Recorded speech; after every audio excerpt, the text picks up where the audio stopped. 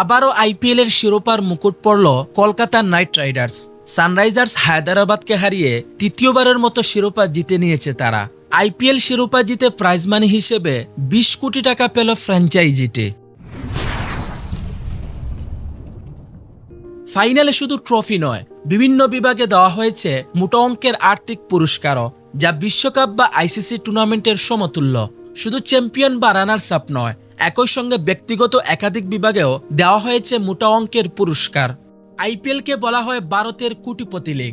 এই প্রতিযোগিতার নিলাম পর্ব থেকে শুরু করে পুরো টুর্নামেন্টে যে পরিমাণ টাকা খরচ করা হয় তা পৃথিবীর কোনো ক্রিকেট প্রতিযোগিতায় দেখা যায় না।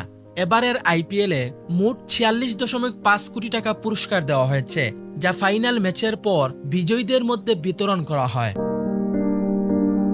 এবারের চ্যাম্পিয়ন দল পেয়েছে 20 কোটি টাকা, আর রানার্স আপ দল পেয়েছে 12.5 কোটি টাকা। 2023 সালের আইপিএলেও একই প্রাইজ মানি ছিল।